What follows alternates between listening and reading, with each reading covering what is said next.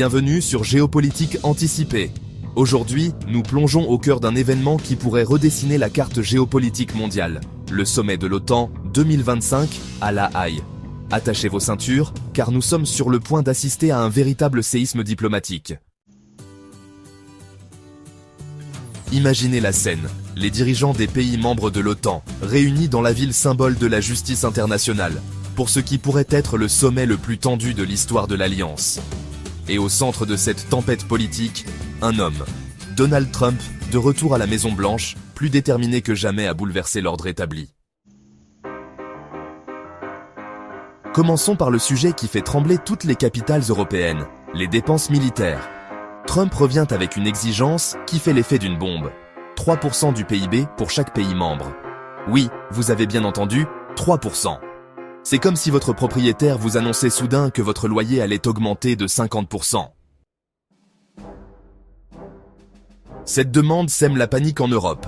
D'un côté, nous avons la France et l'Allemagne qui crient au scandale. Emmanuel Macron, dans un discours enflammé, parle de diktat inacceptable. Angela Merkel, sortie de sa retraite, met en garde contre une militarisation excessive de l'Europe.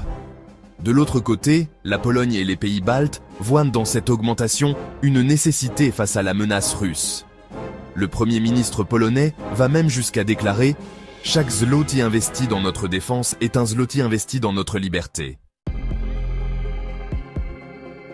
Mais Trump ne s'arrête pas là. Il menace de reconsidérer l'engagement américain si ses exigences ne sont pas satisfaites. C'est comme si le shérif menaçait de quitter la ville en plein braquage. L'article 5, pierre angulaire de l'OTAN, est sur la sellette. Imaginez un instant, les États-Unis pourraient ne plus venir au secours d'un allié en cas d'attaque. C'est tout l'édifice de la sécurité européenne qui vacille. Et ce n'est que la partie émergée de l'iceberg. Les désaccords s'accumulent comme des nuages avant l'orage. L'Europe, sous la houlette du couple franco-allemand, pousse pour une autonomie stratégique. Une idée qui fait grincer des dents à Washington. Le secrétaire d'État américain déclare même « L'Europe ne peut pas avoir le beurre, l'argent du beurre et la protection du fermier ».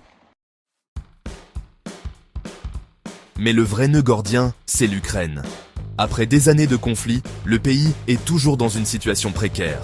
Trump, fidèle à lui-même, se montre plus que sceptique sur la poursuite de l'aide américaine.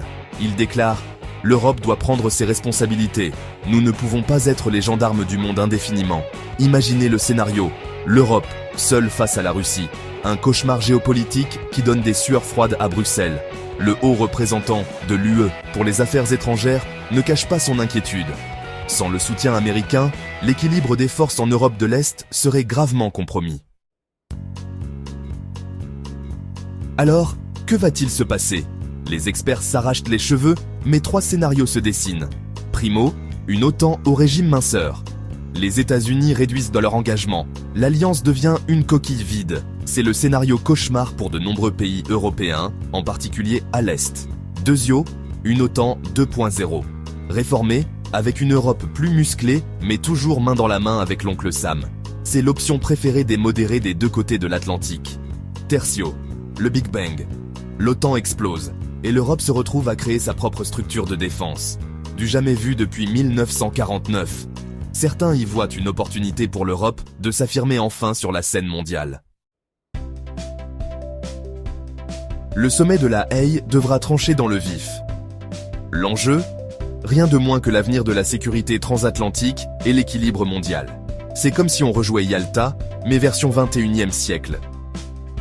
Une chose est sûre, l'Europe ne peut plus se reposer sur ses lauriers. Le parapluie américain a des trous et l'orage gronde à l'Est. Les dirigeants européens vont devoir faire des choix cruciaux. Augmenter massivement les budgets militaires au risque de mécontenter leurs opinions publiques, ou risquer de se retrouver sans la protection américaine face à une Russie de plus en plus assertive.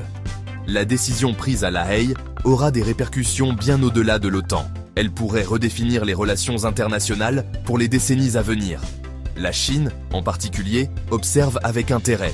Un affaiblissement de l'Alliance occidentale pourrait lui ouvrir de nouvelles opportunités géopolitiques. Alors, l'OTAN va-t-elle se réinventer ou s'effondrer ? La réponse façonnera notre monde pour les générations futures. Et vous ? Qu'en pensez-vous ? L'Europe doit-elle céder aux exigences de Trump ou prendre son destin en main? La sécurité a-t-elle un prix?